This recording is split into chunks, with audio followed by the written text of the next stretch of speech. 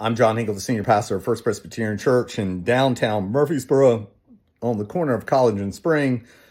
Only I'm not at the corner of College and Spring. I am home on this Friday. We had a little glitch yesterday with some work being done at the house, and so the work continued. So I needed to be at the house today. So I got my laptop, and I'll just set up an office here. Jake, let's see. There's Jake and there's Maggie. They are thrilled to death. Not that I'm here, but that workers are here. They think they're here for them. So anyway, we are still in our series of sermons in the month of September, looking at 4 words that, as I said, it puts meat on the bones when it comes to our faith. We've talked about grace. Last Sunday we talked about God's sovereignty. This Sunday we're going to talk about covenant. That we are in a covenant relationship with God. And what does that mean? Well, we're going to look at Paul's letter to the Galatians, chapter 3, I think verses 1 through 9. Next slide. Sorry, it was bothering me. Still didn't fix it, but how about that? There we go. How about that? Yeah. Anyway, so what does that mean? Why are we looking at that text? Well, Paul sends in the 3rd chapter, just kind of shares his frustration with the people in the region of Galatia. They have, according to Paul in the 1st chapter of Galatians, they have traded in the gospel for a false gospel or a fake gospel. Paul's first missionary journey took him to this region of Galatia. In fact, by all accounts, he has a great relationship with the churches in Galatia, more so than you would say like the church in Corinth. He loves them. And this is where Timothy comes from in this area. But Paul goes to Galatia.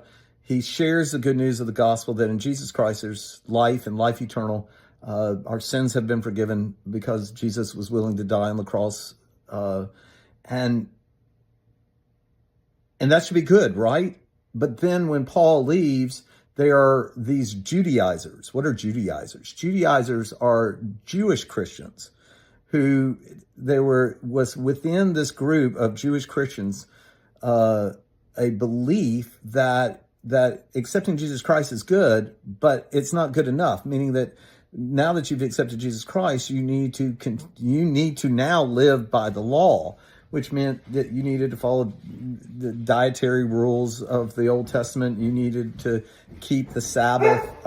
You needed to, if you were a man, you needed to be circumcised. And this is what's frustrating Paul.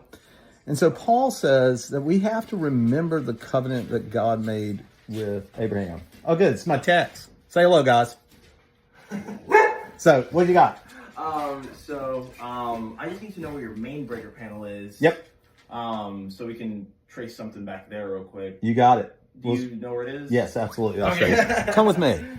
I'm video recording something for you. Guys. So they'll love this. They'll think this is great. They need to see the main. I didn't know if you were like on FaceTime. No, right? Something important. No, I record something on every Saturday, and so I'm doing it now. It's a little vlog. Main breaker right there. Thank you. Okay, dogs, they don't need you. Let's go. Come on. Hey, Maggie, Jake. So anyway, wasn't that fun? So anyway, Paul reminds them of the covenant that God made with Abraham. And it wasn't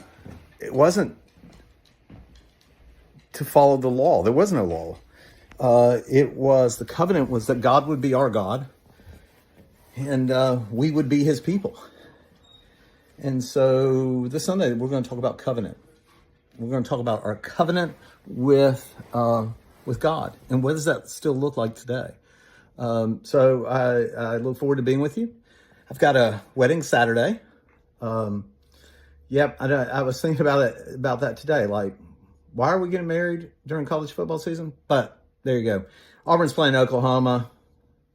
I'll know pretty much going into the wedding how well we're doing, so we'll see about that. Anyway, that's shout out to all our super fans, Barry and Melanie Ship, Savannah, Pippa, Glenn Emery, Marcy Richmond, and we look forward to seeing you. Hey, one last thing. I'm supposed to do this every Saturday. Hey, remember to like and subscribe.